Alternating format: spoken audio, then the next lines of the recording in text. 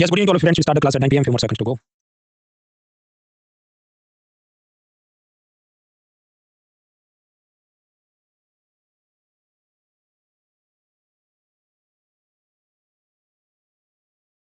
All right, friends. So 9 p.m. we start this class. My first question is, can you hear me? देख सकते हैं, सुन सकते हैं, तो फर्स्ट में वोट करें. अंकित सैनी, अमर, अर्जुन, ऋषि, निशा, गंगा, सृष्टि, शुभम एंड दान श्रीजस. We move forward. 3% लोग बोल रहे हैं, देख सकते हैं, कीबोर्ड पे कंट्रोल आइकन प्रेस करो, क्रोम ब्राउज़र यूज करो, डिसेबल करो, इनकॉग्निटो मोड में लॉगिन करो. मोबाइल से देख रहे हैं, मेक श्योर इंटरनेट की स्पीड ठीक हो, then it should work. Class में जो भी डाउट है तो मुझसे दो क्लास खत्म होने के बाद गूगल फॉर्म से पूछ लीजिए. लिंक चैट बॉक्स के अंदर फर्स्ट लिंक है ये वाला. और मंगलवार या बुधवार को मैं उसके जवाब अपलोड करता हूँ. तो इकोनॉमी में हम पढ़ रहे थे पिलर 4 एग्रीकल्चर. और एग्रीकल्चर के अंदर इनपुट खत्म, आउटपुट खत्म. अब बात है फूड इन्फ्लेशन डिफ्लेशन की, और उसके बाद animal husbandry. Just a minute. महंगाई फूड इन्फ्लेशन कुछ समय से बढ़ ही रहा है, और उसके कारण क्या क्या है. देखिए, कोरोना में लॉकडाउन था तो लोग दूध आइसक्रीम ये सब कम खाएंगे, तो इस कारण से मिल्क की डिमांड कम हो गई. मिल्क की डिमांड कम हो गई तो फार्मर्स ने क्या किया कि जो घास चारा उगाते थे उसको उगाना कम कर दिया. फिर जैसे कोरोना खत्म हो गया, मिल्क की डिमांड बढ़ती है, पर सामने हरा भरा घास चारा इतना नहीं है, तो मिल्क प्रोडक्शन गॉट अफेक्टेड. उसके अलावा आप जानते हैं गाय भैंस को ये लंपी स्किन डिजीज हो गया, उसमें बहुत सारे हजारों लाखों की संख्या में जानवर मर गए. इस सबके चलते मिल्क प्रोडक्शन गेट्स अफेक्टेड, दूध महंगा हो जाता है. रशिया यूक्रेन युद्ध के चलते फर्टिलाइजर की कमी या शॉर्टेज के चलते भी खाने पीने की चीज महंगी हो जाए. अनसीजनल रेनफॉल के चलते टमाटर में दिक्कत आती है. फिर एक और चीज ये हुई कि रशिया यूक्रेन क्राइसिस के बाद अमेरिका, यूरोप और अफ्रीका में जो यूक्रेन का वीट जाता था वो नहीं जा पाया. तो भारत के व्यापारियों ने उनको बहुत सारा माल एक्सपोर्ट कर दिया, क्योंकि स्वाभाविक अमेरिका, यूरोप और अफ्रीका के लोग ज्यादा पैसा ऑफर करेंगे. इसके चलते बाहर वाले मौज करे और घर वाले भूखे मरे, ये सिचुएशन लागू हो गई और भारत में वीट की भी शॉर्टेज हो गई. अल्टीमेटली वीट और राइस की एक्सपोर्ट को सरकार ने कुछ टाइम के लिए बैन कर दिया, क्योंकि वरना तो सभी तो बाहर ही बेच खाएंगे, तो अपने लोगों को कुछ बचेगा ही नहीं. उसके बाद अलग अलग जो आयाम आते हैं हम लोग देख रहे हैं. तो मैं आपको बता रहा था कि कैसे एक्सपोर्ट ज्यादा बढ़ गया तो भारत के मार्केट में वीट राइस वगैरह चीजों की सप्लाई कम हो गई और महंगाई बढ़ने लगी. अब सरकार इसको कैसे रोक सकती है. एक तो बैन ही कर दो, जैसे कि राइस का एक्सपोर्ट बैन कर दिया. दूसरा, एक्सपोर्टेड चीजों पर टैक्स बढ़ा दो, जैसे गेहूं का आटा भारत से बाहर एक्सपोर्ट करोगे तो ज्यादा कस्टम ड्यूटी लगेगी, ऐसा सरकार ने किया. और तीसरा, सरकार ये करे मिनिमम एक्सपोर्ट प्राइस को बढ़ा दे. ये मिनिमम एक्सपोर्ट प्राइस क्या समझते हैं. सपोज सरकार को ये लगे कि भारत में ऑनियन की शॉर्टेज है और भारत के फार्मर और एक्सपोर्टर्स सब ये फॉरेनर्स को ऑनियन बेच रहे हैं, क्योंकि वहां से उनको ज्यादा पैसा, अच्छा पैसा मिला होगा. तो गवर्नमेंट ये कर सकती है कि सपोज अभी इंडिया के ऑनियन अमेरिका में $400 में वो लोग खरीद रहे हैं, तो भारत सरकार ये कहेगी कि मिनिमम एक्सपोर्ट प्राइस ऑनियन का आपसे रहेगा $700. मतलब $700 से कम में कोई फॉरेनर मान लो $500 में खरीदने आए, तो भारत का किसान उसको बेच नहीं सकता. मतलब किसान तो सीधा नहीं बेच सकता, पर जो भी एक्सपोर्टर है वो नहीं बेच सकता, वरना कस्टम ऑफिसर सब बैन कर देगा. तो फिर तो जबरदस्ती ये जो भी भारत के ट्रेडर्स हैं, ऑनियन बेचने वाले हैं, वो बाहर एक्सपोर्ट नहीं कर पाएंगे, तो लोकल मार्केट में बेचना पड़ेगा, तो लोकल सप्लाई बढ़ जाएगी, तो ऑनियन सस्ता हो जाएगा. इसे हम कहते हैं मिनिमम एक्सपोर्ट प्राइस, एमईपी. इसे सस्ते में आप बाहर नहीं बेच सकते, तो automatically the local supply will increase. हालांकि गवर्नमेंट रैंडमली इन चीजों को इंप्लीमेंट करती है. अगर जो इलेक्शन आने हो तो बार बार ये चीज ऐसा किया जाता है. एज अ रिजल्ट जो एकदम प्योर एक्सपोर्ट ओरिएंटेड फार्मर्स है, जैसे ऑनियन के भी बहुत सारे वैरायटी होते हैं, हम जो खाते हैं वो थोड़ा मीठा या कम तीखा होता है. जो इंडोनेशिया, थाईलैंड वगैरह में लोग झींगा मछली खाते हैं, तो उसके साथ स्वाद बना रहे, तो क्या एकदम तीखे वाला ऑनियन उनको पसंद है. तो भारत के कुछ फार्मर्स ऐसे एकदम वेरी स्पाइसी ऑनियन भी बनाते हैं, जो लोकल पब्लिक इंडिया की वैसे भी नहीं खरीदती, वो बाहर वालों के लिए बनाते हैं. पर जब बैन करवा देगी सरकार इस तरह से मिनिमम एक्सपोर्ट प्राइस बढ़ा के, तो ऐसे एक्सपोर्ट ओरिएंटेड फार्मर्स भी परेशान होते हैं. तो इकोनॉमिक सर्वे ने उसको अलग अलग टाइम पे क्रिटिसाइज किया है. अब ये जो नया इकोनॉमिक सर्वे 2025 का, उसमें भी कुल मिला के बात ये है, आप ग्राफ देखो, मतलब कौन सी चीजों में ज्यादा महंगाई है. वेजिटेबल, पल्सेस, दाल, सीरियल्स, गेहूं. गेहूं में क्यों, क्योंकि यूक्रेन के चलते विदेशों को बेच खाया सब. फ्रूट सैक्स वगैरह वो ठीक है, तो मेन तो चीज क्या है, ये तीन के चलते हम बर्बाद है. इस पर नए इकोनॉमिक सर्वे ने एक बात की, डी हाइफेनेशन. समझते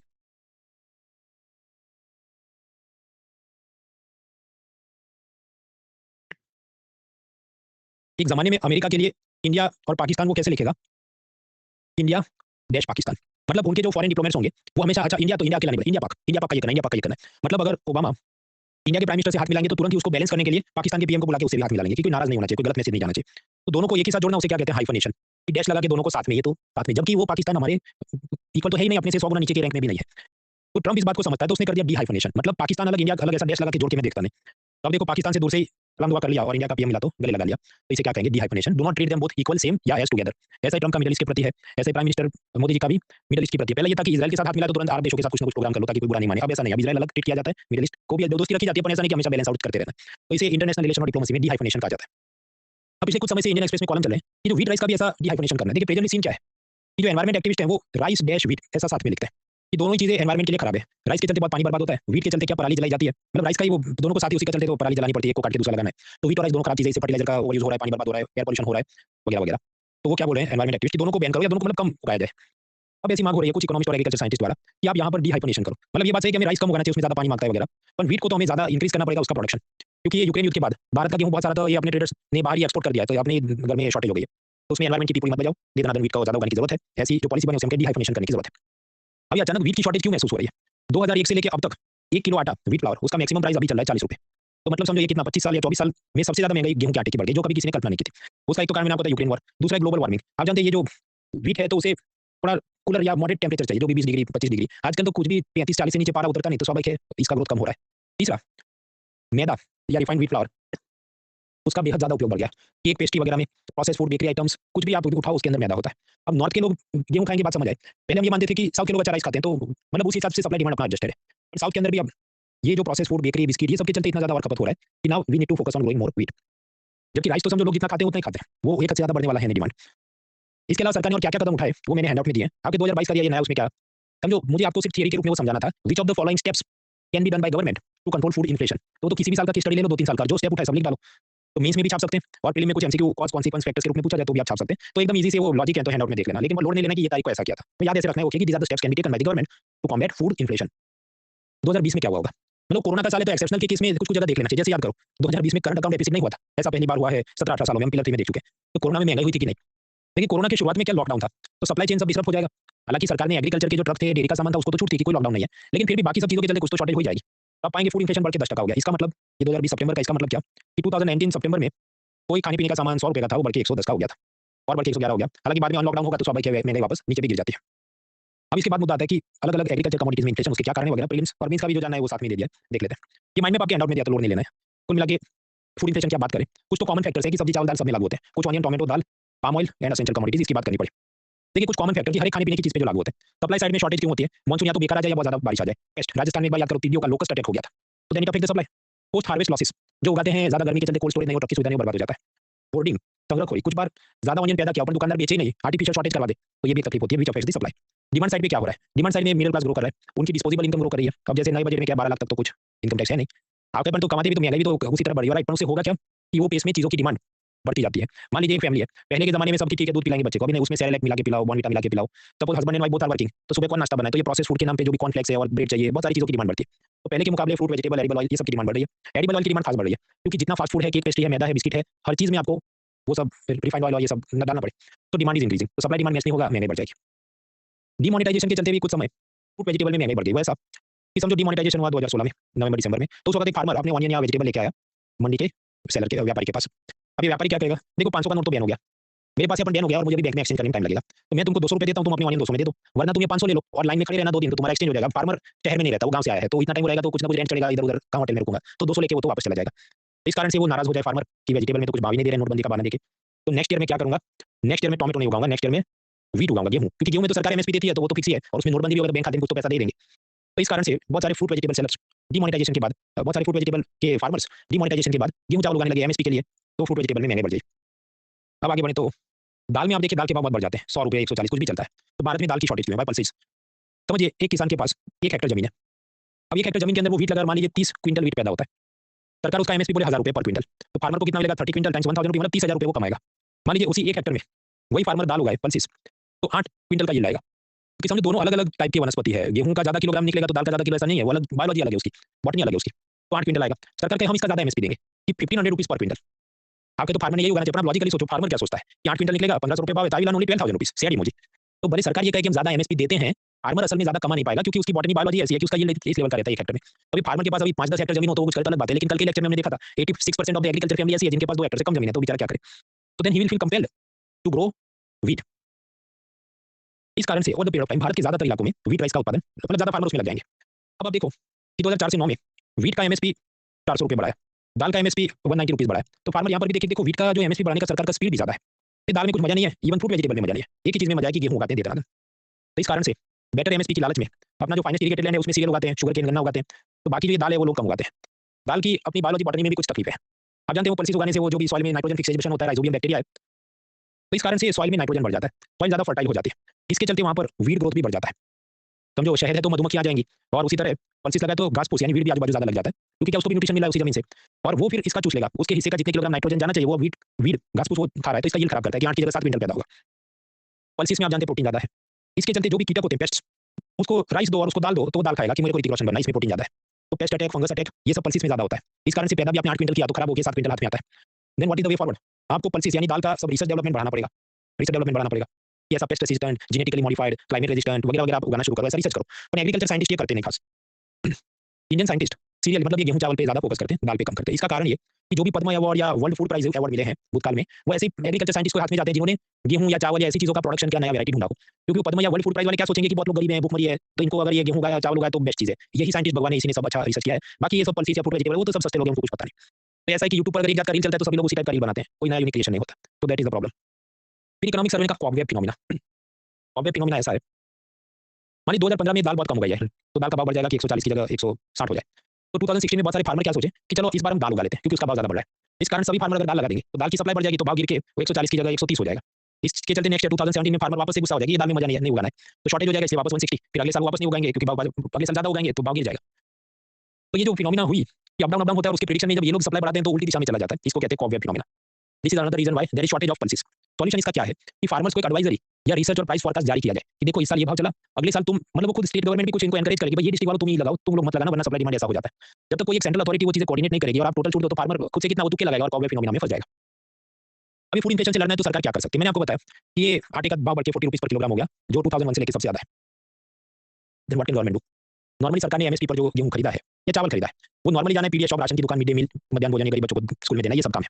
लेकिन सरकार को लगा अचानक से ये बहुत महंगाई बढ़ रही है, मिडिल क्लास भी अब तो परेशान है, तो सरकार फूड कॉर्पोरेशन ऑफ इंडिया को कहेगी कि देखो तुम थोड़ा गेहूं चावल ओपन मार्केट में बेच दो ताकि मार्केट में व्हीट राइस का सप्लाई बढ़ जाए तो थोड़ा प्राइस कंट्रोल में आ जाए। तो ऐसे बड़े व्यापारियों को, मुझे और आपको सीधा गेहूं चावल बेचने नहीं है, बड़े जो ट्रेडर्स हैं उनको दे देंगे सस्ते भाव में ताकि नीचे सस्ता हो जाए। तो ये जो प्रोसीजर है इसको कहा जाता है OMSS, open market sale scheme. Onion और टोमेटो के अंदर आप पाएंगे सीजनलिटी होती है, मतलब ये यूजुअली अक्टूबर से दिसंबर वाले फेज में आप पाएंगे कि वो ज्यादा महंगा रहता है क्योंकि उसकी जो ग्रोथ होती है वो कुछ और महीनों में होती है और यहाँ तक आओ तो जो पुराना स्टॉक खत्म हो गया होता है, इस कारण से सप्लाई डिमांड मिसमैच है। तो इकोनॉमिक सर्वे का ये कहना है देखो भारत में मान लो ऑनियन की सप्लाई है 100 किलो, तो डिमांड तो असल में 80 किलो की हम ज्यादा पैदा कर रहे हैं, लेकिन सीजनलिटी ये जो होती है कुछ कुछ महीनों में अक्टूबर दिसंबर में, तब उस मंथ का सप्लाई डिमांड आप देखो तो वो गड़बड़ रहता है। पूरे साल का टोटल आप अगर एक्सेल शीट में सम लगाओगे तो पूरे साल का तो हमारा सरप्लस ही है। तो this is the problem seasonality.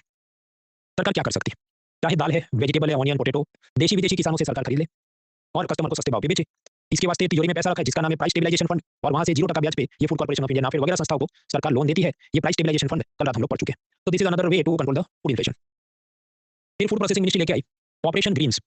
इसमें ऐसा था टोमेटो, ऑनियन, पोटेटो, टीओपी, उसके वास्ते उसका स्टोरेज है, प्रोसेसिंग है, ट्रांसपोर्ट है, सरकार सब्सिडी देगी। वो नाफेड नाम की संस्था जो असल में एग्रीकल्चर मिनिस्ट्री के नीचे एक मल्टी स्टेट कोऑपरेटिव बॉडी है, उस नाफेड को पैसा दिया कि तुम जाके ये टोमेटो, ऑनियन, पोटेटो का स्टोरेज, प्रोसेसिंग, ट्रांसपोर्ट सब ठीक करो। तो शुरू में ये सिर्फ 3 कमोडिटीज के लिए था, फिर कोरोना है, कोरोना के बाद सरकार ने बोला देखो जितने फूड वेजिटेबल हैं सबके स्टोरेज, प्रोसेसिंग, ट्रांसपोर्ट के लिए हम यहाँ से सब्सिडी देंगे। So that is operation greens. अगर हमें ये फ्रूट वेजिटेबल्स का सप्लाई बढ़ाना है तो अच्छी क्वालिटी के सीड्स भी मिलने चाहिए। अब इसके वास्ते एग्रीकल्चर मिनिस्ट्री के नीचे एक नेशनल हॉर्टिकल्चर बोर्ड है, उसका एक CDP programme, cluster development programme चलता है। वो ऐसा है कि फार्मर जाए अच्छी क्वालिटी का सीड खरीदने के लिए जिसका भाव है 1000 और सरकार का हम 300 रुपये सब्सिडी देंगे, यानी फार्मर को कितने में पड़ा 700 रुपये में। लेकिन यहाँ तकलीफ है, अगर गवर्नमेंट सीधा फार्मर को 300 रुपये कैश में दे देगी तो वो तो उसका विमल खा जाएगा। तो देन व्हाट टू डू? उसको ये 300 रुपये ई रूपी के रूप में दिए जाएंगे। आप ई रूपी याद करो, पिलर 1A1। देखो एक तो ये रूपी था, ई रूपी डबल ई वाला, ये तो सेंट्रल बैंक डिजिटल करेंसी है। लेकिन एक दूसरा ई रूपी था, ERUPI वाला, ये असल में समझो गिफ्ट कार्ड था।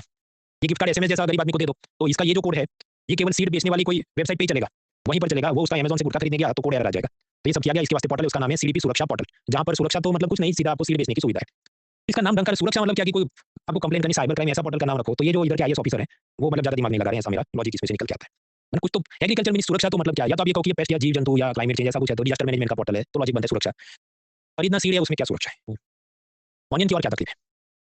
महाराष्ट्र, मध्य प्रदेश और गुजरात, यहाँ पर ज्यादा ऑनियन की प्रोडक्शन है, तो सरकारी एजेंसी अगर खरीदती है तो क्या महाराष्ट्र, मध्य प्रदेश और गुजरात के गोदाम में स्टोर कर दो।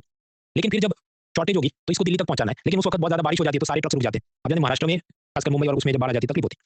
तो जो ये जो स्टोरेज करते हैं ऑनियन का, वो डिसेंट्रलाइज तरीके से ज्यादा राज्यों के ज्यादा गोदाम में करने की जरूरत है।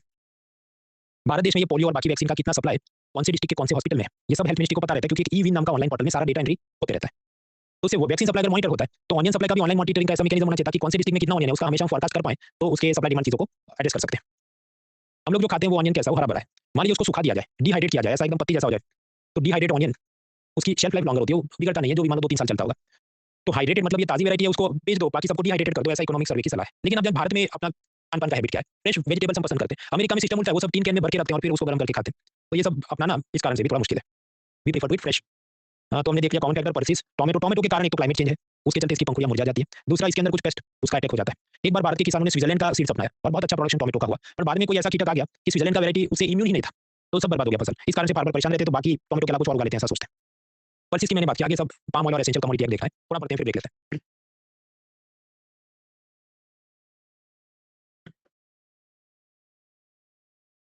भारत में एडिबल ऑयल की डिमांड के मुकाबले सप्लाई कम है, सप्लाई डिमांड मिसमैच है। इसके कारण क्या वैसे एंड आउट में दिए, एक तो फास्ट फूड कल्चर जो बढ़ रहा है, ये burger, French fries, popcorn, processed food, cake, pastry, biscuit, हर चीज में आपको उसको तलने बनाने के लिए ऑयल चाहिए, उतना हम लोग बना नहीं पाते। बाहर से अर्जेंटीना, ब्राजील वगैरह से मंगाते हैं सोयाबीन वगैरह। तकलीफ ये हुई, ये जो अल नीनो ला नीना फिनोमिना है, उसके चलते अर्जेंटीना, ब्राजील में खुद बारिश कम हो गई, तो उनका खुद सोयाबीन प्रोडक्शन कम होगा, तो वो खुद के लोगों को बेचेंगे, पहले भारत को एक्सपोर्ट करने में बैन लगा दे उसकी सरकार, तो हमारी प्रॉब्लम्स बढ़ जाती है। सरकार इसके वास्ते नया योजना लेके आती है, national mission on edible oils dash oil palm, यानी कि नोमियो ओपी। इधर दिमाग लगा के फैंसी नाम क्यों नहीं रखा, ये भी मेरा उन आईएएस अधिकारियों को सवाल है। एनीवेज, ये जो नमी ओपी स्कीम है उसमें ऐसा है कि मान लो सरकार तय करे कि ये जो ऑयल पाम है उसका एमएसपी 1800 रुपये होना चाहिए। हालांकि वो एमएसपी नहीं है, एमएसपी अलग चीज है, इसका ये लोग अलग से डिसाइड करेंगे और कहेंगे ये वायबिलिटी प्राइस है। वायबिलिटी किसके लिए? फार्मर के लिए, कि उसको 1800 मिलेगा तो बेचारा जी पाएगा, कम से कम उसको इतना मिलना चाहिए। तो government will decide the viability price for the oil palm. अब ये फार्मर किसी को बेचता है, जो व्यापारी उसको 1700 देता है। अब सोचो क्या होगा, गवर्नमेंट उस फार्मर को 100 का लॉस हुआ तो 100 की वायबिलिटी गैप गवर्नमेंट उस फार्मर के बैंक अकाउंट में डायरेक्ट बेनिफिट ट्रांसफर करेगी। तो ये इसका एक कंपोनेंट हुआ।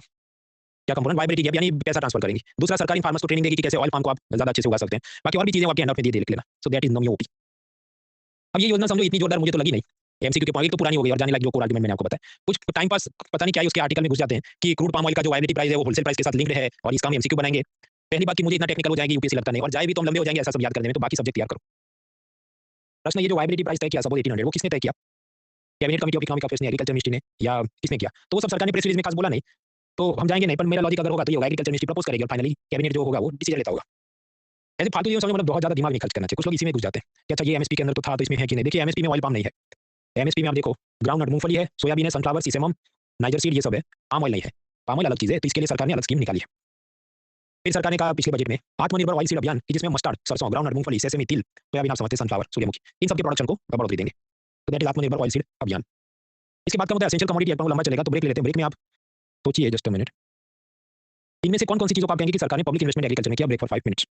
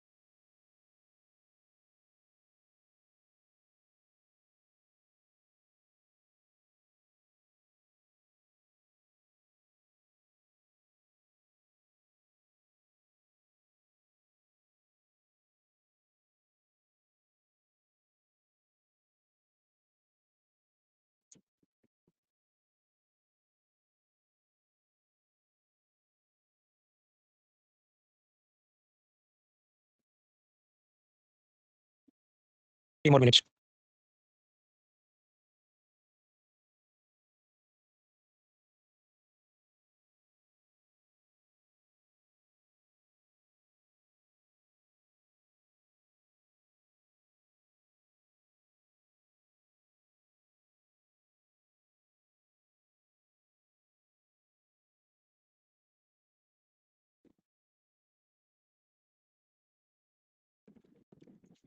To more minutes.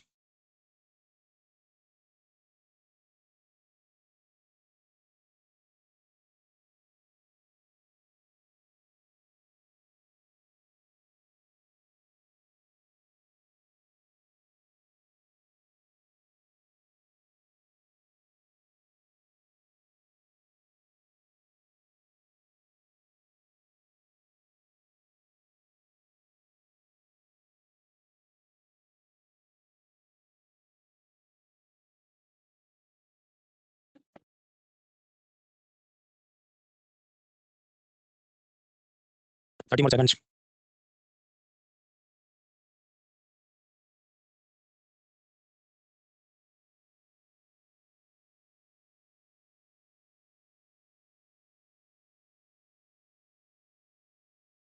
हाँ तो मित्रों, इसमें से कौन सी चीज को पब्लिक इन्वेस्टमेंट बोल सकते हैं? Voting line timer starts in 3 2 1 start. Ashutosh, Saurabh, Ravi, Shubham, Himanshu, Sumit, Harshit, Divya, Tekchandan, Bhavna, Divya, Sakshi, Gomti, Ashutosh, Sambhavi, Chirag, Anchal, Madhu, Vaibhav, Shiva, Shubham, Ankur, Gaurav, Ankit, Sainik, Komal, Aniket, aspirant, Priyanka, mega, healer, Sakshi, Vinay, Rupendra, Khushwant, Rishabh, Priyanshi, Daarvi, Jaya, Manikesh, Darshan, Divyani, Rishabh, Alfred, Arjun, Umesh, Rahul, Vikram, Rohan Singh, Amar, Avinesh, Chhavi, Tiwani, others correct answers. Investment मतलब क्या? जिससे कोई फिजिकल एसेट या परमानेंट चीज का निर्माण हो। मान लो मैं एक अच्छा कंप्यूटर खरीदूं ताकि ये लेक्चर लेना है, पावर पॉइंट बनाना है, यूट्यूब का वीडियो एडिट करना है, सुविधा हो, तो then it is an investment. तो computerisation is an investment, yes, नया कंप्यूटर खरीदना। तब सोचो हम जब बात कर रहे हैं इन्वेस्टमेंट, तो we are talking about capital expenditure, जो लॉन्ग टर्म का होता है, फिजिकल एसेट्स बनती है। तो अगर कोल्ड स्टोरेज बनाया जाए या नया कंप्यूटर खरीदा जाए, ये सब है public investment, correct. Minimum support price देना समझो, वो तो इन्वेस्टमेंट नहीं है, वो तो रेवेन्यू एक्सपेंडिचर में सब्सिडी हुआ। मुफ्त की बिजली बांटना वो भी असल में रेवेन्यू एक्सपेंडिचर या सब्सिडी हुआ, क्योंकि वो सब शॉर्ट ड्यूरेशन का है, ऑपरेशनल चीजों के लिए दिया जा रहा है, नॉन परमानेंट है। उससे कोई परमानेंट बिजली दिया तो फ्री में चला गया, आप डिब्बे में भर के घर पे थोड़ी रखने वाले। तो ये MSP, food subsidy, free electricity, ये सब रेवेन्यू एक्सपेंडिचर हुआ। ये तो इन्वेस्टमेंट या कैपिटल एक्सपेंडिचर नहीं हुआ। तो इस हिसाब से आप एलिमिनेशन मेथड लगा तो जवाब बन जाएगा सी, दैट इज 2, 3 एंड 6। अब इसमें सेकंड भी समझ में आता है, चलो computerisation permanent long term asset है, कोल्ड स्टोरेज भी समझ आया। अब तीसरा के सोशल कैपिटल डेवलपमेंट वो क्या हुआ, वो हम लोग छठे पिलर में देखेंगे। सोशल कैपिटल अभी मुझे आपको समझाना हो तो जो इमरान हाशमी है उसका चाचा या मामा कौन है, महेश भट्ट, आलिया भट्ट के फादर। तो महेश भट्ट इमरान हाशमी को कहे कि देखो तुम अपनी जवानी नीट आईआईटी या यूपीएससी में बर्बाद मत करो, मेरे साथ आ जाओ, मैं तुम्हें बॉलीवुड में चांस दूंगा। और इमरान हाशमी माने कि जो मेरे मामा जी हैं वो बराबर बोल रहे हैं, यूपीएससी आईआईटी में जवानी बर्बाद नहीं करनी चाहिए, फिल्म में मुझे नेपो किड के रूप में काम मिला, आई शुड डू दैट। तो ये जो चीज़ है इसको हम कहते हैं सोशल कैपिटल। वो असल में क्या पिलर 6 में देखेंगे। तो वो भी इन्वेस्टमेंट अगर सरकार ऐसा सब करवाए, वो कैसे पिलर 6 में देखें, अभी उसमें गए तो टाइम अलग दिशा में चला जाएगा। नाउ हम लोग पढ़े थे इन्फ्लेशन, फूड इन्फ्लेशन के कारण, तो हमने common factor onion, tomato, pulses, oil का देखा। ये एसेंशियल कमोडिटी एक्ट क्या समझते हैं, और वो भी इसलिए समझना है, देखो याद करो सरकार ने 3 किसान कानून बनाए थे कोरोना में, फिर जो धमाल हुआ तो एपीएमसी वाला कानून हटा दिया, कांग्रेस कॉन्ट्रैक्ट फार्मिंग का कानून हटा दिया, और तीसरा एसेंशियल कमोडिटी एक्ट में भी कुछ सुधार किया था, वो भी हटा दिया, तो वो समझना है।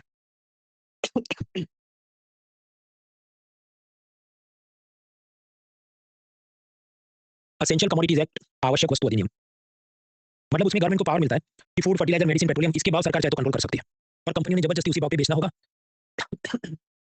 ऐसा गवर्नमेंट को ये कानून पावर देता है। फॉर एग्जाम्पल इसके तहत एक संस्था, वो संस्था कौन सी है, तो मिनिस्ट्री ऑफ केमिकल फर्टिलाइजर, उसके नीचे नेशनल फार्मास्यूटिकल प्राइसिंग अथॉरिटी नप्पा, उसको पावर मिला कि मेडिसिन के भाव तुम कंट्रोल कर सकते हो। तो that is essential commodity act. तो जैसे कुछ बार मास सैनिटाइजर इसके भाव सरकार कंट्रोल करती है, कैसे, बिकॉज वो मेडिसिन का पार्ट है बोल के एसेंशियल कमोडिटी एक्ट लागू करेंगे। उसी तरह यूरिया का भाव सरकार कंट्रोल कर सकती है क्योंकि फर्टिलाइजर है, तो कंट्रोल कर सकती है। फूड आइटम में भी गवर्नमेंट के पास पावर है। मान लो एक व्यापारी ने गोदाम में 1000 किलो शुगर रखा है और बाजार में वो 100 रुपये पर किलोग्राम बेच रहा है।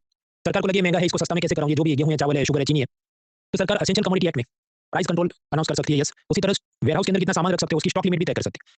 कि गवर्नमेंट बोल दे कि अब से कोई भी ट्रेडर 1000 किलो नहीं 700 किलो से ज्यादा स्टॉक नहीं रख सकता, वरना हम उस पर रेड करेंगे, उससे सजा करेंगे।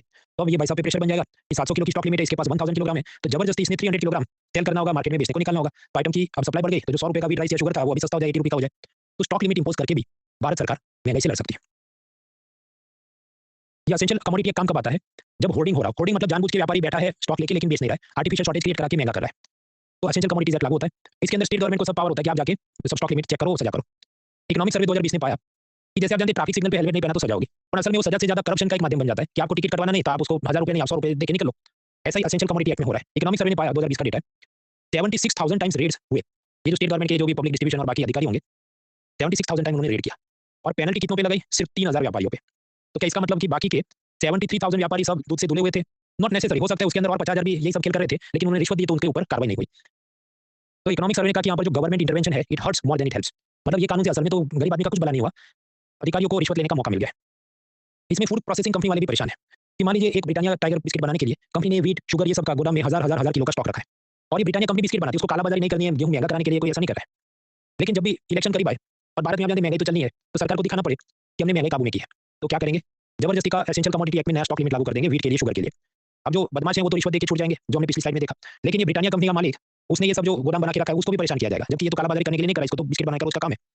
तो देन ही विल डिसाइड कि अब से मुझे कोई गोदाम नहीं बनाना है, क्योंकि 700 किलो से ज्यादा तो बनाने नहीं थे, तो फालतू का क्यों इन्वेस्टमेंट करना है। तो जो एग्रीकल्चर और वेयरहाउस कैपेसिटी भारत की होनी चाहिए वो बन नहीं पाती because of such issues in essential commodity act. ये सब देखते हुए ये जो 1955 का कानून था, कोरोना के दौरान सरकार ने सोचा कि जो हम किसान कानून सुधार कर रहे हैं तो इसको भी सुधार देते हैं। तो 2020 में ऑर्डिनेंस यानी अध्यादेश राष्ट्रपति जो करेंगे जब पार्लियामेंट सेशन में नहीं होती, तो ऑर्डिनेंस से चेंज किया कि देखो ये जो भी स्टॉक लिमिट होती है एसेंशियल कमोडिटी एक्ट की, ये अब से फूड प्रोसेसिंग कंपनियों को लागू नहीं होगी। वो लोग अपना पूरे साल का बनाने के लिए जो भी स्टॉक करें उस पे ये एसेंशियल कमोडिटी की स्टॉक लिमिट लागू नहीं होगी, वो देना अपना करते रहे, ताकि ये लोग नए गोदाम बनाए, फूड प्रोसेसिंग इंडस्ट्री को प्रोत्साहन मिले, किसान को वहां पर सामान बेच सके, एक्सपोर्ट बढ़े, ये सब इच्छा थी। लेकिन तो मतलब इसमें समझो फार्मर को सीधा तो लेन देन भी नहीं था, लेकिन क्योंकि सरकार ने मार्केटिंग, पीआर सब क्या किया कि हमने 3 किसान कानून सुधार किए हैं, तो जब विरोध भी होगा तो लोग क्या कहेंगे, तीनों किसान कानून हटा दो, जबकि ये किसान कानून तो है ही नहीं, एसेंशियल कमोडिटी एक्ट तो चीज ही अलग है। पर सरकार वो सब समझा नहीं पाई और इस कारण से उन्होंने फिर तीनों कानून वापस ले लिया, तो एसेंशियल कमोडिटी एक्ट में भी जो सुधार किया था ये सब हटा दिया गया।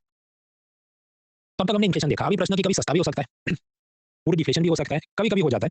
जैसे इकोनॉमिक सर्वे का ये कहना है कि डिमोनेटाइजेशन के बाद आप कितना कैश घुमा सकते हैं, तो सब सर्वेलेंस बढ़ गया था, इनकम टैक्स जीएसटी की सब रेड होना चालू हो गई थी, तो व्यापारी थोड़े डर गए, तो पहले जितना होर्डिंग और कालाबाजारी और 2 नंबर के काम करते थे वो थोड़ा कम किया और मार्केट में चीजों का सप्लाई बढ़ गया, तो आगे चल के थोड़ा चीज सस्ता हुआ था, ऐसा वो बोलते हैं। अब बोलने के लिए उनको सब देखो ग्राफ दिखाने की बात है, आपको फील हुआ नहीं हुआ वो अलग चीज है, तो वो दोनों को मिक्सअप नहीं करना है कि ये तो यहाँ तो ऐसा दिखा रहा है, हमको महसूस नहीं हुआ, मुझे भी महसूस नहीं हुआ, बट ये इकोनॉमिक सर्वे बोलता है। दूसरा एक कारण आप याद करो, ट्रंप 1.0 पिछली बार जब वो राष्ट्रपति था तब भी वो तो प्रोटेक्शनिज्म और टैरिफ वॉर खेल रहा था, उसके चलते भारत जो अमेरिका यूरोप में एक्सपोर्ट करता है उसमें से कुछ चीजें उसमें कमी आ गई थी, तो जितना हम एक्सपोर्ट नहीं कर पाए वो खाने पीने का सामान भारत में बिकेगा, तो उन चीजों का सप्लाई बढ़ेगा तो थोड़ा सस्ता हो जाएगा, ये भी कारण की कुछ बार सस्ता हुआ है। तीसरा, एक जमाने में उर्जित पटेल गवर्नर थे, वो हॉकिश मॉनेटरी पॉलिसी अपनाते, मतलब उनके जमाने में 7-8% रेपो रेट ऐसे ही चला गया, महंगाई से लड़ना है, तो इस कारण से भी महंगाई थोड़ी कंट्रोल में रहती। आपके वो तो अभी ऐसा करना चाहिए, अभी तो क्या हुआ, पहले 650 था, फिर अभी 625, अभी कुछ और कम किया 6, रेपो रेट तो सस्ता करें नए गवर्नर, क्योंकि उनको ग्रोथ बढ़ाना है, तो अलग अलग गवर्नर की अलग अलग सोच रहती है, इस कारण से भी इन्फ्लेशन अप डाउन चलता है। शुगर केन का केस याद करो, जो गन्ना है चीनी बनाने में इस्तेमाल हो, उसका एमएसपी, उसको एमएसपी नहीं बोलते, उसको कहा जाता है फेयर एंड रिमनरेटिव प्राइस। वो फाइनली कौन अप्रूव करता है, cabinet committee on economic affairs, जिसके बॉस होते हैं प्राइम मिनिस्टर, ये हमने कल रात पढ़ लिया एमएसपी के साथ। अब ये जो शुगर के ऊपर शुगर केन पे जो एफआरपी होता है मैकेनिज्म अलग कैसे? मान लीजिए सरकार अगर वीट का एमएसपी अनाउंस करे, इसका मतलब क्या, किसान सरकार को बेचेगा, सरकार किसान को पे करेगी। शुगर केन में ऐसा नहीं है, गन्ने में ऐसा नहीं होता, गन्ने का सिस्टम अलग है कि सरकार का मान लो एफआरपी होगा 500 रुपीज, तो जो शुगर मिल मालिक है उसने मिनिमम 500 रुपए में ये शुगर केन खरीदना है, उससे ज्यादा में वो नहीं बेच सकता, उससे मतलब सस्ते में वो किसान से नहीं खरीद सकता। उसके बाद शुगर मिल मालिक उस गन्ने को क्रश करेगा, उसमें से जूस निकालेगा, उसमें से शुगर बनाएगा। अब जब वो शुगर सेल करेगा आगे रिटेल में जो भी दुकानदार है, तो उसका क्या प्राइस होना चाहिए ये भी गवर्नमेंट डिसाइड करती है। तो शुगर का इधर भी सरकार प्राइस डिसाइड करती है, जिसको हम कहते हैं minimum selling price MSP. Minimum support price wheat का अलग है, चीनी जनता को बेची जाए उसका क्या भाव होना चाहिए वो भी सरकार तय करती है। अब यहाँ समझो सब बैलेंस में गड़बड़ कब होगी कि बीच में एक ऐसा टाइम है कि वर्ल्ड मार्केट में शुगर जो भी ब्राजील अर्जेंटीना इधर उधर बहुत लोगों ने बना दी, तो सप्लाई बहुत बढ़ गया, तो शुगर के दाम इंटरनेशनल मार्केट में गिर गए। तो अब सरकार ने अगर 500 रुपए का रखा है एफआरपी, जो कि शुगर मिल मालिक ने किसानों को देना है, पर ये लोग क्या कहेंगे शुगर मिल मालिक की 450 रखो मालिक, बाजार में इतना भाव आगे नहीं है, बहुत सप्लाई बढ़ गया है, but government will not adjust it. तो ये मिल मालिक फार्मर को पूरा पैसा नहीं देगा, वो क्या 50 रुपए बाद में एडजस्ट करते भाई मेरे पास नहीं है। इसे हम कहते हैं ड्यूज या एरियर्स, बकाया पैसा। इसका बकाया पैसा फार्मर को नहीं मिला, मिल मालिक ने उसको देना है, मतलब सरकार ने 500 देना है, इसने 450 दिया तो 50 अभी बाकी 450 में से, तो that is called sugar mill owners की ड्यूज या एरियर्स चल रहा है। अब इसे इस प्रॉब्लम को कैसे सॉल्व किया जाए? तो सरकार ने टैक्स बेनिफिट शुगर मिल मालिकों को दिया कि देखो भारत का शुगर तुम एक्सपोर्ट करोगे उस पर कोई कस्टम ड्यूटी नहीं, ब्राजील अर्जेंटीना से कोई शुगर भारत में आएगा उस पर 100% कस्टम ड्यूटी, ट्रम्प जैसा सब करने लगे। शुगर मिल मालिकों को जो लोन दिया जाएगा उस पर लोन पे सब्सिडी, शुगर एक्सपोर्टर्स को भी सब्सिडी देंगे, ऐसा सब भारत सरकार करने लगी to help and protect the sugar industry. स्वाभाविक है, तो फिर अर्जेंटीना, ब्राजील, ऑस्ट्रेलिया ये सब देश गए डब्ल्यूटीओ में, और डब्ल्यूटीओ ने कहा भारत को कि ये सब मत करो, स्टॉप इट। भारत सरकार ने माना होगा कि नहीं माना होगा? आप सोचो, नहीं मानेंगे ना, क्योंकि हम उसमें उसके ऊपर जो अपीलेट बॉडी है, हम सुप्रीम कोर्ट डब्ल्यूटीओ का, उसमें जाएंगे, उधर जज है ही नहीं तो केस कभी निकलेगा ही नहीं। और अब तो बिल्कुल भी नहीं मानेंगे कि जब तुम ट्रम्प का कुछ नहीं उखाड़ सकते तो हमको भी ज्ञान मत दो, that will be the approach of every country. फिर भारत नहीं, कोई भी देश डब्ल्यूटीओ की बात क्यों माने जब अमेरिका को अपनी बात नहीं मान सकता? तो मतलब ये सब बेतुकी बात है, क्या करें? प्रश्न तो ये सब बेतुका ये बेकार तो बताया क्यों, इसलिए क्योंकि कॉलम्स में जब बात हो या जब आप इंटरनेशनल रिलेशन या मीस के अंदर कुछ लिखते हैं, you need to think about all this issues. या यहाँ पर सरकार आप ये कहेंगे इसलिए खराब काम कर रही है कि किसानों के वोट लेने, इसलिए ये जो फेयर मंडी प्राइस बढ़ा रहे हैं, मिल मालिकों का नुकसान करा रहे हैं। आपको ये भी सोचना पड़ेगा कि तो फार्मर कितना कमा रहा है, उसको मुश्किल से महीने का 10,000 मिला है, सरकार ने अपने पॉकेट से 6,000 साल का दिया, तो इसको भी सर्वाइवल के लिए पैसा मिले तो कहीं तो प्राइस कंट्रोल करना पड़ेगा। बट कहाँ कितना प्राइस कब तक कंट्रोल करने देना चाहिए, या हमने मार्केट को अलाउ करना चाहिए कि वो अपना देख ले, सोशलिज्म, कैपिटलिज्म, ये सभी चीजें देखनी है जो हम नेक्स्ट वीक पढ़ने वाले हैं। तो मेंस में ये सब सोचने की बात है, ये आपको खुद धीरे-धीरे सोचना चाहिए जब फ्री टाइम मिले, जब आप न्यूज़पेपर कॉलम पढ़ते हैं, आगे पीछे तार जोड़ते हैं। And is next point is food processing. देखिए वेस्टर्न इकोनॉमिस्ट अमेरिका यूरोप कैसे सोचते थे, ये जो स्मॉल फार्मर के पास एक एक 3 फार्मर के पास 1 हेक्टेयर जमीन है जिसमें वो कुछ खास उगा के मालदार नहीं हो सकते, तो ये अपनी जमीन बड़े फार्मर को बेच देंगे और सिटी में जाके मैन्युफैक्चरिंग और सर्विस सेक्टर में काम करेंगे। ऐसा ये सोचते थे कौन? Western economist.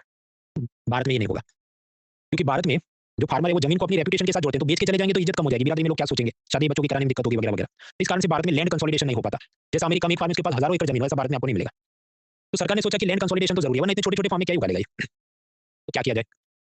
कंपनी एक नए जात की बनवाते हैं कि बड़ा फार्मर इसके पास 5 हेक्टेयर है, छोटे फार्मर के पास 3 हेक्टेयर है। मान लीजिए आपके पास 5 लाख है, मेरे पास 1 लाख है, और 2-4 लोगों को जमा कर लो, तो हम एक शेयर कैपिटल से कंपनी बना सकते थे, और सबकी कंबाइंड स्ट्रेंथ आती तो हम 10 लाख का कंपनी बना देते। तो जमीन में भी तो ऐसा होने का स्कोप होना चाहिए। That is called farmer producer company. ये 1 हेक्टेयर 1 हेक्टेयर इसमें 5 तो 7 हेक्टेयर की कंपनी बना देंगे, इसको क्या फार्मर प्रोड्यूसर कंपनी, मतलब कम से कम 10 फार्मर मिलकर अपना लैंड पूलिंग करे और कलेक्टिवली वो साथ में मिलकर खेती बाड़ी करे, that is farmer producer company.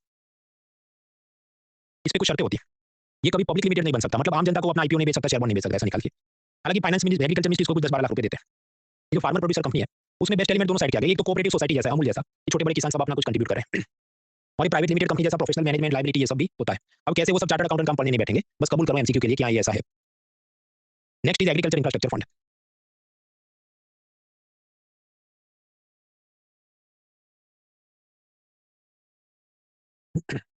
तो कोरोना में सरकार लेके आई एग्रीकल्चर इंफ्रास्ट्रक्चर फंड, उसमें ये जो भी कुछ सालों में 1 लाख करोड़ रुपए लोन में दिए जाएंगे। बैंक और एनबीएफसी वाले ये लोन में देंगे, फार्मर को, कोऑपरेटिव सोसाइटीज को, सेल्फ हेल्प ग्रुप को, एग्रीकल्चर स्टार्टअप सबको देंगे। और ये लोन किस बात के देंगे? तो इंफ्रास्ट्रक्चर फंड है, तो मतलब warehouse, cold storage, community farming asset, मतलब ट्रैक्टर किराए पे रेंट पे देने का कोई बड़ा सा ऐसा वेयर हाउस बना दे, तो सबके वास्ते लोन दिए जाएंगे। कितने? 1 लाख करोड़ के। अब समझो 1 लाख करोड़ मतलब कि ऐसा नहीं कि सरकार ने जीएसटी और इनकम टैक्स से पैसा लिया वो 1 लाख करोड़ लोन में देगी ना, सरकार बेसिकली क्रेडिट गारंटी देगी और नाबार्ड वगैरह को बोलेगी तुम रीफाइनेंस करो, और उस सब में एग्रीकल्चर मिनिस्ट्री कुछ ब्याज में अपने पॉकेट से सब्सिडी देगी उतना ही। तो 1 लाख करोड़ समझो सरकार खुद से 1 लाख करोड़ नहीं देगी, उसके ब्याज में 3% सरकार देगी। तो एग्रीकल्चर इंफ्रास्ट्रक्चर फंड है। उसके बाद और क्या, हम लोग पढ़ रहे हैं, देखिए इनपुट खत्म, लैंड सी वाटर फर्टिलाइजर, आउटपुट में बेच दिया, बेचने पर इन्फ्लेशन हुआ वो भी खत्म। अभी हम पूरा प्रोडक्शन प्रोसेसिंग की चीजें देख रहे हैं। तो प्रोडक्शन प्रोसेसिंग में ये जो भी एक तो इंफ्रास्ट्रक्चर का फंड बना दिया, फार्मर प्रोड्यूसर कंपनी बना दी, फिर अब जो योजना ये सब मिसलेनियस फालतू टाइप की हैं, बहुत दिमाग खर्च करने का फायदा नहीं, पर क्योंकि है तो हम एक बार ऊपर ऊपर से देख लेते हैं। तो एक तो है राष्ट्रीय कृषि विकास योजना और रफ्तार, इसमें सभी इंफ्रास्ट्रक्चर की डेवलपमेंट और ये सब का देंगे। मैं पूरी स्लाइड नहीं पढ़ा कि मुझे इतना जोरदार लगता नहीं, पर आपको दिल की तसल्ली है कि हमने सब पढ़ लिया इसलिए मैं बता रहा हूं। फिर सरकार लेके ग्रीन रेवोल्यूशन डैश कृषि योजना। समझो ग्रीन रेवोल्यूशन तो ऑलरेडी हो गया इंदिरा गांधी के जमाने में, नई योजना है पर उसका नाम ऐसा है।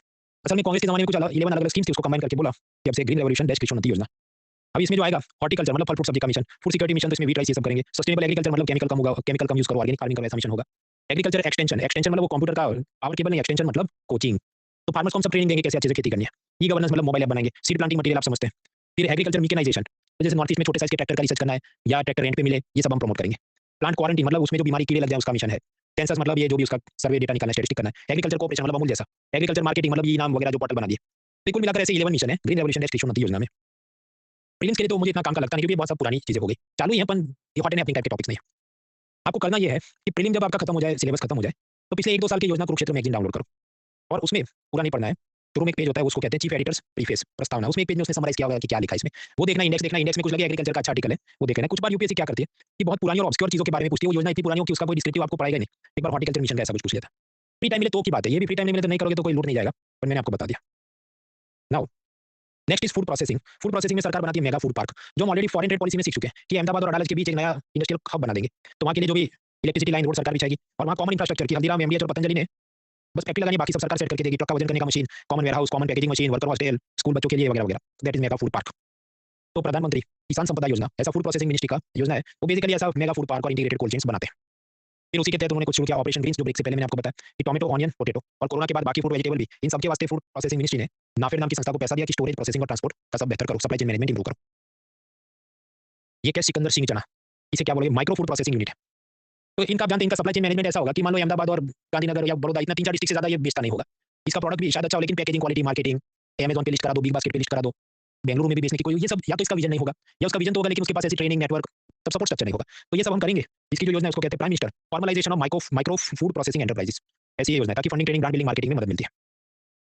इसके बाद का जो मुद्दा है फूड प्रोसेसिंग इंडस्ट्री, वो असल में मीन्स का मुद्दा है कि उसका क्या scope, significance, challenge, supply chain management, upstream downstream issue. तो मेंस के लेक्चर में पढ़ेंगे जून जुलाई में, वो मैं ही पढ़ाऊंगा, नीड नॉट वरी, उसका हैंडआउट भी होगा, पावरपॉइंट भी होगा, कोई अलग से फीस भी नहीं है, पर वो जून जुलाई में हम लोग देखेंगे। तो फूड प्रोसेसिंग वो मीन्स का मुद्दा मीन्स में देखेंगे। आखिरी मुद्दा आता है एग्रीकल्चर एंड एलाइड थिंग्स। तो उसमें क्या एनिमल हस्बेंड्री, टीचर डेवलपमेंट। तो देखिए फिशरीज मिनिस्ट्री है, ministry of fisheries, animal husbandry and dairy. इसके नीचे 2 विभाग है, डेयरी का विभाग और फिशरीज का विभाग।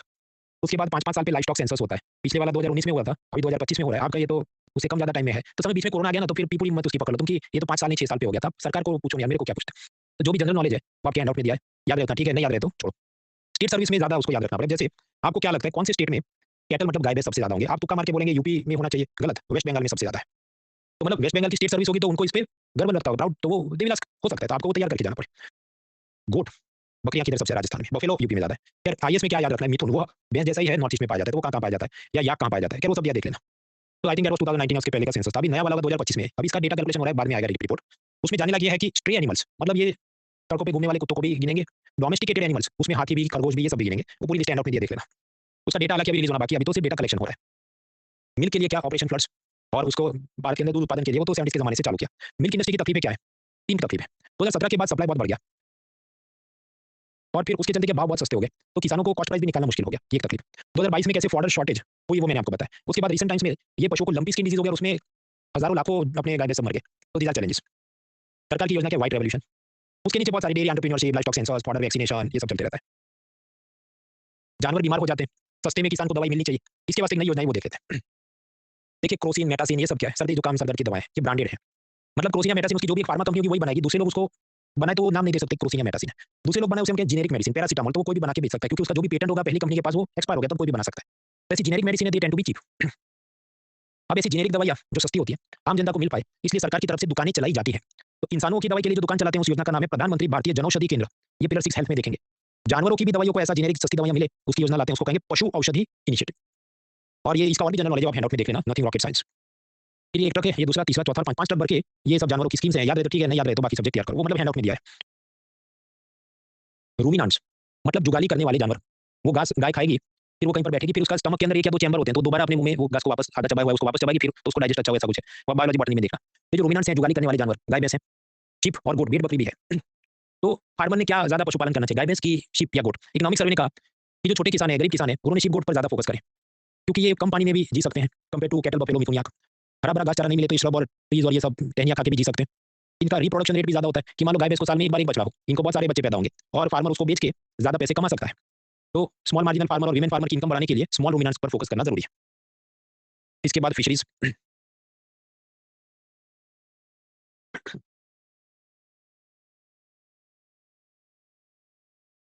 अभी हम लोग ब्रेक नहीं ले रहे, 10 मिनट का काम है, ये सब निपट जाएगा। लेकिन समंदर में मछली पकड़नी है तो आप ऐसा स्ट्रक्चर बना सकते हैं, ये समझ जो पानी के नीचे ऐसा बड़ा सा केज होगा और इसमें आप फिर जो भी वो झींगा मछली, algae, कुछ भी आप उगा लो। इससे क्या फायदा है? उसका नेचुरल ग्रोथ होगा क्योंकि उसको समंदर का पानी, टेम्परेचर, सैलिनिटी, खारापन मिलेगा। तो आर्टिफिशियल लेक आपने बना के उसमें मछली पालन करोगे, उसके मुकाबले इधर अच्छा बड़ा साइज का मछली पैदा हो सकता है। दिस इज कॉल्ड मारी कल्चर, जो समंदर के 12 नॉटिकल माइल्स तक होता है। अब इसमें ये है कि एग्रीकल्चर मिनिस्ट्री कुछ करना चाहे और स्टेट गवर्नमेंट का भी इसमें कुछ बोलने का हक बनता है। इस कारण से सब कुछ ना कुछ झगड़े चलते हैं, दैट इज मारी कल्चर। मत्स्य पालन के लिए ब्लू रेवोल्यूशन योजना है। तो इसमें नए बोट खरीदने का पैसा, फिशरमैन के जो गाँव है वहाँ मकान बनाने, ट्यूबवेल, सेफ ड्रिंकिंग वाटर, ये सब के लिए, फिर पिसिकल्चर मतलब आर्टिफिशियल पॉन्ड में मछली पालन, ये सब के लिए काम होता है। इन सबको रीपैक करके कोरोना के बाद सरकार एक योजना लाती है, प्रधानमंत्री मत्स्य संपदा योजना। हाँ, तो क्या ये मछुआरे को नया बोट लेना है, तो लोन इंटरेस्ट पे सब्सिडी, इसका इंश्योरेंस लेना है तो इंश्योरेंस प्रीमियम पे सब्सिडी। फिर ये मछुआरे को मछली कैसी पकड़नी है वो भी सरकार सिखाएगी। तो ऐसे सागर मित्र यूथ एक्सटेंशन वर्कर लगाए जाएंगे। अभी मुझे 2 दिन पहले किसी ने मेल भेजा कि तुम्हारी चैनल है, उसको और बड़ा करने के लिए मैं तुम्हें थंबनेल बना के दे सकता हूँ, और उसने अपने क्लाइंट के नाम गिनवाए। फिर मैं वो क्लाइंट्स के चैनल पे गया, उनके कितने व्यूज़ आते हैं, 400, 700, 1500, 2000। मैंने कहा भाई तू मुझे कब सिखा सकता है कि थंबनेल कैसे बनाने। So that is the Sagar Mitra youth extension workers. Anyways, मतलब कॉन्फिडेंस भी देखिए लोगों का कि वो मेल भी भेज देते हैं। प्रधानमंत्री मत्स्य संपदा योजना, ध्रुव राठी का एडिटर अगर मुझे तो देना, हाँ भाई तुम बना के दो, तुम कुछ अच्छी एडिटिंग सिखा सकते हो। एनीवेज़, तो दैट इज़ प्रधानमंत्री मत्स्य संपदा योजना। उसमें और क्या-क्या, inland aquaculture, cold water fisheries, seaweed cultivation, ornamental fishing, मतलब सजावटी जो घर में रखने के लिए हम ये गोल्डफिश वगैरह रखें, ये सबको भी हम प्रमोट करेंगे। प्रधानमंत्री मत्स्य संपदा योजना में क्वालिटी कंट्रोल लैब्स की मदद भी फार्मर को, फिशरमैन को दी जाएगी। मैंने आपको आगे भी बताया था कि जो अमेरिका यूरोप है, डब्ल्यूटीओ का कौन सा एग्रीमेंट था याद करो, सैनिटरी फाइटोसैनिटरी एग्रीमेंट, उसमें भारत की ये सब चीज़ों को बैन करते हैं। मैंगो भेजा तो नहीं, इसमें तो कीड़े मकोड़े हैं, कीटक हैं, बैड फॉर हेल्थ। झींगा मछली भेजो कि इसमें बहुत हेवी मेटल और आर्सेनिक और ये वो है। अब एक बार अपना प्रोडक्ट बैन हो जाए, 3-4 साल तक लिफ्ट नहीं करते बैन, फिर उनका एक्सपोर्ट इंस्पेक्शन वाला अधिकारी भारत में आएगा, वो सब चेक करेगा, केस लड़े सुना जाएगा। तो पूरी प्रोसेस में हमारा बहुत सारा टाइम बर्बाद होता है, लॉस होता है। तो फिशरमैन जब एक्सपोर्ट करे उससे पहले ही वो सब क्वालिटी टेस्टिंग सर्टिफिकेशन करा दे, तो ये सब बैन एक की गलती के चलते यूरोप क्या कहेगा, ये एक नहीं पूरे केरला से जितना मछली आता है सब बैन, इससे हम बच सकते हैं। तो ऐसे क्वालिटी कंट्रोल लैब सेटअप किए जाएंगे अंडर प्रधानमंत्री Matsya Sampada Yojana. Then fishing harbour, post harvest, infrastructure, transport, marketing, हाँ ये सब भी करेंगे। ये सब चल ही रहा था। फिर बजट में सब बोला कि देखो प्रधानमंत्री मत्स्य संपदा योजना में हम 1 लाख करोड़ का एक्सपोर्ट करना है, 55 लाख जॉब्स क्रिएट करेंगे, एक्वा पार्क बनाएंगे, ये सब बात करेंगे। फिर एक नई योजना लेके आए, प्रधानमंत्री मत्स्य किसान समृद्धि सह योजना। एक तो इतना लंबा नाम क्यों रखा है, जब मत्स्य संपदा योजना है तो इसी में मान लेंगे भाई सभी तुम एक नया एक और लेके आए हैं। इसमें ऐसा है कि जो ये मछली बेचने वाली माइक्रो स्मॉल एंटरप्राइज होंगी, जो इनफॉर्मल है, अनरजिस्टर्ड है, तो सभी को क्या ये खुले पैकेट में और ऐसा सब बेचेंगे, तो एक तो वो भी ठीक से पैसा नहीं कमा पाएगी, ज़्यादा दूर तक बेच नहीं पाएगी, सरकार को भी लॉस है, क्योंकि आप याद करो कैंड फिश है, उस पे जीएसटी लगता है, लेकिन ये सब क्या लूज में बेचेगा तो सरकार को जीएसटी का भी आमदनी नहीं है। इन सबको बोला देखो तुम लोग हमारे पोर्टल पे आके रजिस्टर करो, national fisheries sector digital platform, तो हम तुमको लोन का, इंश्योरेंस का, प्रोडक्ट सेफ्टी और ये सब के लिए मदद करेंगे। दैट इज प्रधानमंत्री मत्स्य किसान समृद्धि सह योजना। 2025 के इकोनॉमिक सर्वे ने, ये समझो ये जो चीज़ है, ये फिश कैप्चर डिवाइस है, फिश केज या कुछ कहेंगे, ऐसे उसने 4-5 नए जात के डिवाइस के नाम लिखे हैं। उसका टेबल मैंने आपके हैंडआउट में दिया है, बाकी वो क्या है उसमें 2 लाइन में जो समझ आए बेस्ट, उसके ज़्यादा टाइम वेस्ट नहीं करना है। मैंने नाम भी इसलिए लिखे हैं क्योंकि ये फॉरेस्ट सर्विस कंबाइन हो गया, तो उसको ये सब जो भी बायोलॉजी और एग्रीकल्चर के नाम पे आगे खींच के पूछना हो तो आपको पता रहे, and only because it is mention in the economic survey. तो ऐसा मछली पकड़ने का 4-5 जात का डिवाइस का नाम हैंडआउट में दिया, आप देख लेना। ये हेलमेट पे आईएसआई मार्क है, तुम खरीदेंगे यस। तो मछली भी अच्छी क्वालिटी का है कि नहीं, इसका क्या सर्टिफिकेशन है, तो उसके लिए शफरी नाम का सर्टिफिकेशन सिस्टम सरकार द्वारा बनाया गया है। पिंक रेवोल्यूशन मीट पोल्ट्री के लिए, येलो रेवोल्यूशन ऑयल सीड के लिए, स्वीट रेवोल्यूशन शहद के लिए, और भी अलग-अलग जात के रेवोल्यूशन है, वो आप हैंडआउट में देखना। देखिए एग्रीकल्चर का ग्रोथ क्या आ रहा है, मतलब पिछले साल के मुकाबले आज जो आउटपुट क्या निकला है, तो ज़्यादातर तो 3% 1% ऐसा ही है। लेकिन आप देखो fisheries 8 to 9%, milk 6%, meat and eggs 7%। तो असल में फार्मर्स ने अब एनिमल हस्बेंड्री, मीट, फिशरीज की तरफ आगे जाना चाहिए, ऐसे सब इकोनॉमिक सर्वे के सुझाव है, पर वो मीन्स के लिए ज़्यादा रेलेवेंट है, प्रीलिम्स के लिए कम है। Lastly research development and extension, तो रिसर्च डेवलपमेंट के लिए नेशनल लेवल पर Indian council of agriculture research है, और ग्रास रूट में उसके कृषि विज्ञान केंद्र है। हम लोग मिलेट रिसर्च के लिए हैदराबाद में ज़्यादा पैसा देंगे, उसका इंस्टीट्यूट बनाएंगे, ऐसी कुछ बात थी। MIRA global millet research development के लिए इनिशिएटिव लेंगे, तो दैट इज मीरा। उसके अलावा ये सब वर्ल्ड फूड का prize, agriculture scientist, Nobel peace prize, थोड़ा बहुत जो जाने लायक जनरल नॉलेज है हैंडआउट में दिया, टाइम मिले तो ठीक है, नहीं टाइम मिले तो बाकी सब्जेक्ट आप तैयार करें। तो खेल खत्म। आगे का कार्यक्रम देखिए, कल मंगलवार को 3C मतलब डब्ल्यूटीओ का टेस्ट होगा। उसमें भी आप जानते हैं इंटरनेशनल ऑर्गेनाइजेशन ऐसे हो गए कि जो भी 60, 70, 80 जितने क्वेश्चन है, तो आपने सही से रटा है तो बैठना, वरना 1-1.5 घंटा आपका वेस्ट हो जाएगा। वेडनेसडे को 2 टेस्ट होगी, रात को 9 बजे तो एग्रीकल्चर इनपुट की और 10 बजे एग्रीकल्चर आउटपुट की। ऑफ कोर्स प्रैक्टिकली ह्यूमनली इतना सब रट के आना मुश्किल है, आई एक्सेप्ट दैट। मैंने टेस्ट इसलिए रखे क्योंकि फिर आपका जो ऐप है उसमें वो क्रोनोलॉजी में दिखना चाहिए कि इसके बाद 4B का चलना चाहिए। फिर मैं तो देखो ये 1 तारीख को 4A का रखते हैं, तो फ्लो आपके लिए बिगड़ जाता है, जो बीच में से ज्वाइन करते हैं या जो भी नॉर्मली भी आप पढ़ते हैं। तब नहीं कर पा रहे, नीड नॉट टेक स्ट्रेस, पर खुद कैलेंडर में डेट नोट कर दो कि मैं इस दिन इसको तैयार करके रट के ये टेस्ट देने वाला हूं। जो आपके डाउट्स आए हैं कोशिश करूंगा मंगलवार मतलब कल अपलोड करता हूं। बुधवार को वो क्या V25 और पुराने बैच के कुछ क्लासेस है, तो शेड्यूल अलग चल रहा है। गुरुवार को वापस मिलते हैं, पिलर 4 भी मैन्युफैक्चरिंग सर्विस सेक्टर ये सब पढ़ेंगे। तब समझिए हुआ ये 1 2 3 इज ओवर, पिलर 4 में एग्रीकल्चर ओवर। थर्सडे को मिलते हैं मैन्युफैक्चरिंग सर्विस सेक्टर, ई-कॉमर्स ये सब समझेंगे, फिर नीचे fire plan planning commission implementation ये सब। तो दैट्स इट, मिलते हैं इस तरह से। All the best, let's get it.